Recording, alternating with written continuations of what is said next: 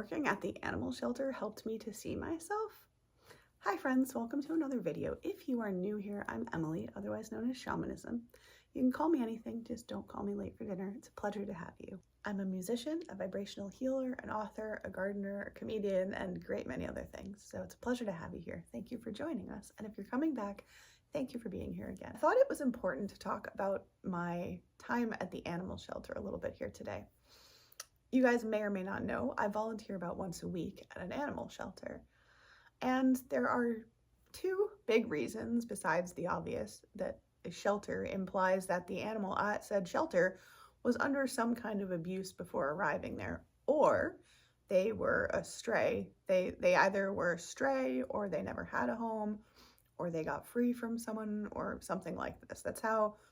Or trauma. That's how dogs and cats and animals end up at shelters. Something usually traumatic happens to them, or something terrible like that, right? So these animals have arrived under not ideal circumstances. So as I was just there the other day, there were a few things I wanted to talk about to really sort of highlight things that are, shall we say, not necessarily encountered by the general public, because unless you're looking to adopt a shelter dog or cat or animal, you're not probably going to interact with the shelter ecosystem, let's call it that. So the first reason that I wanted to talk here about shelters and going to volunteer and shelter life and all that is because when I went in on Friday, which is my day to volunteer, so our particular shelter, I think this is common with many, but we kind of have the back part is divided up into a few sections so that we sort of have different levels of acclimation, i.e., brand new dogs who may or may not be vaccinated and may or may not be like protected. So they're kind of quarantined off in their own section. So there's like a quarantine section.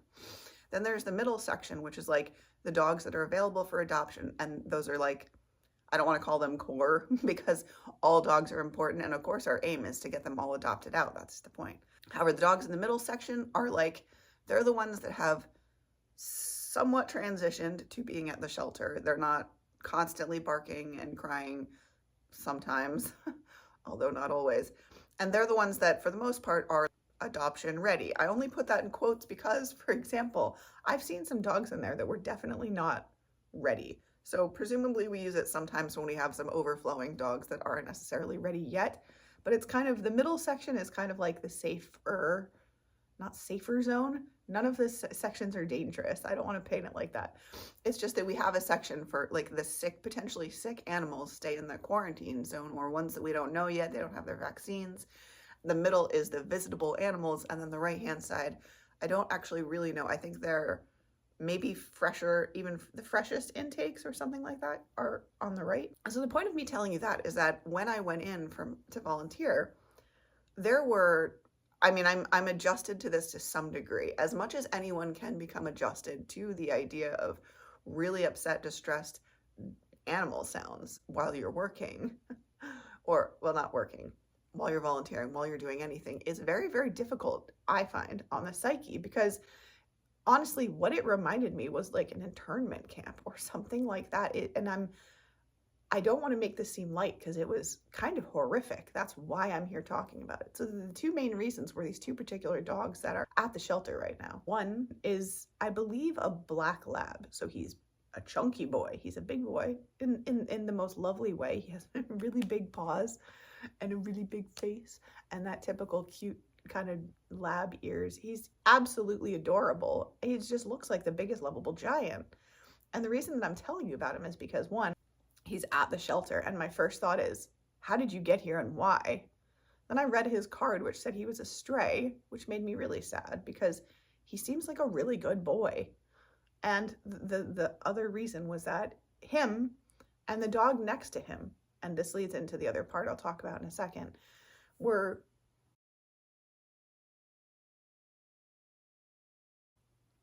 the word screaming is really almost accurate. If you can imagine in your mind a person screaming, not at the top of their lungs screaming, but screaming in like a concerned way, like, I guess, trigger warning there maybe. The point is, it's not easy on the psyche, and it doesn't sound nice. I mean, no animal, person, anything in distress sounds nice. But my point I'm making is that there's a particular sound of fear, I guess you could say, fear and panic and just absolute terror. And it made me so sad because this is the first time I've actually ever heard this particular type of sounds at our shelter. We have a fair amount of like puppies and kitties and cats that come through, and sometimes we do have a very vocal dog who will be back there howling a lot. But thankfully, and usually, not thankfully for them, it's usually only like one dog, and thankfully, again, for the most part, they don't catch on and start singing along. However, this time, now this is leading into what I was going to tell you guys about the other part, is that this male dog, this black lab, I think he is, and his partner are so distressed being there. So if you know anything about huskies, which is what his partner in the compartment next to him, we'll put that nicely, in the hotel room, the compartment next to him, is a husky. And this is the other part that I wanted to share with you. This is why I wanted to make the video. If you don't already know this, and I didn't know this until I started volunteering, I didn't know this was a thing that could happen, but quite literally, understand this if you ever adopt a husky or get a husky or whatever. If you have a husky in your life, understand that they can literally lose their mind in a shelter. Now, I know you might be sitting there if you own other types of dogs and going, sounds a little extreme. When I tell you that these two dogs were screaming, they were screaming. I mean, they were scared. Look, y'all know I'm an empath, and what I could immediately pick up on was how scared they were, how terrified they were, like, where am I and when do I get, like, why am I here? What is this place? And can you just imagine? It would be like, well, I don't want to put any traumatic scenarios in anyone's head, so I actually won't make a comparison as to what it would be like. Just imagine some terrible scenario and also being blindfolded and having your head covered so you have no idea where you're going. And then you get there and you don't know anyone. No one tells you what's going on. Like it's not an easy environment, and especially because dogs, cats, and animals are nonverbal in the sense that they can't speak words and say, ow, that hurts, or oh, I need food, or oh, I'm allergic to this thing.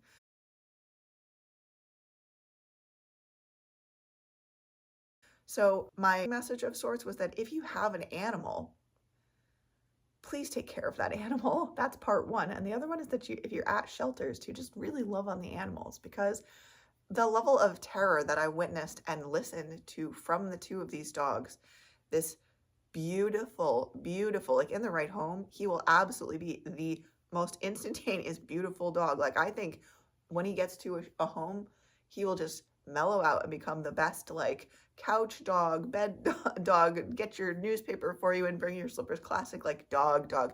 He's such a good boy. He just wanted my love, and he just looked terrified. And if I was allowed, I'm not, because I'm not a volunteer of the correct level for where the specific dog was, because he's so distressed. However, I would have gone in and sat with him in a second, because it just felt like all he really needed. And unless you've worked with a shelter animal, you may not know that this is really a thing that they do. But a shelter animal, they do this thing, I just call it the lean.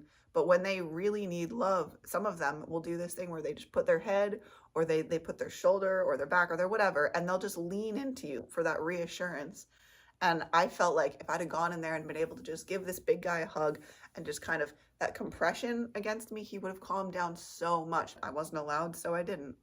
So my message is that if you have pets or you work at a shelter, to of course, hello, take care of them, keep an eye on them, don't let them run free and just out all over the place. Maybe I'll have a story about that for another time, but we'll see. For the meantime, understand that your animal is so precious. For most of us here, probably they are like our family members, and that's how most people I've ever met feel about their pets, and like they're a loved one, like the family.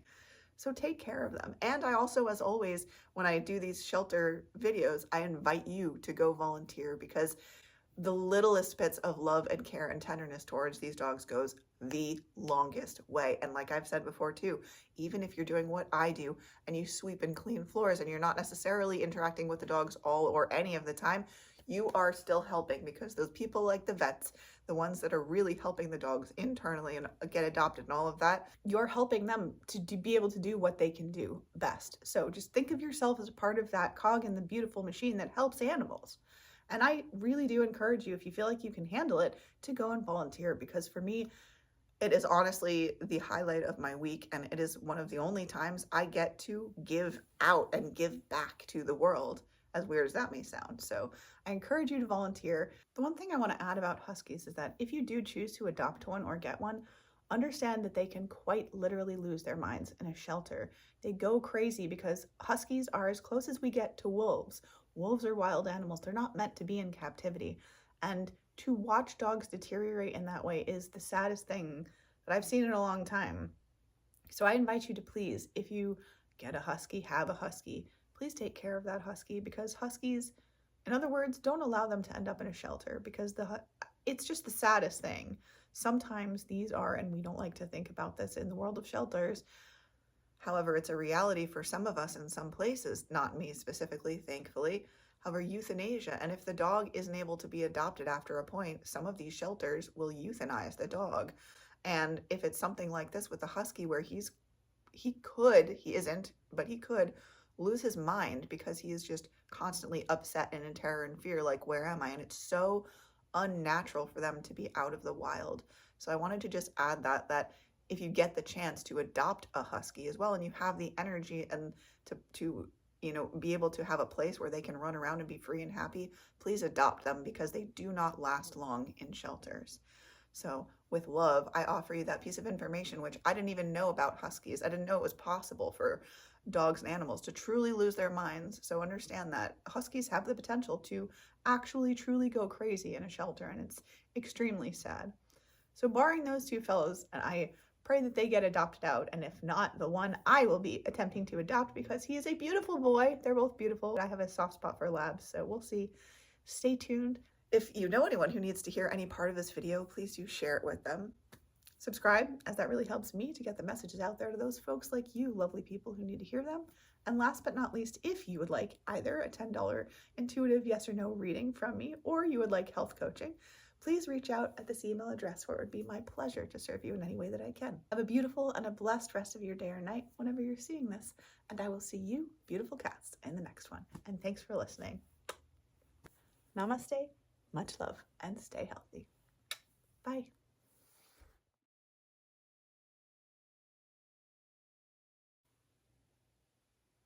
So as I was just there, but like in the hotel room, the compartment next to him, sounds a little extreme. Thankfully, again, for the most part, they don't catch on and start singing along. If I'd have gone in there and been able to just give this big guy a hug and just kind of that compression against me, he would have calmed down so much. Your animal is so precious. For most of us here, probably they are like our family members, and that's how most people I've ever met feel about their pets, and like they're a loved one like the family.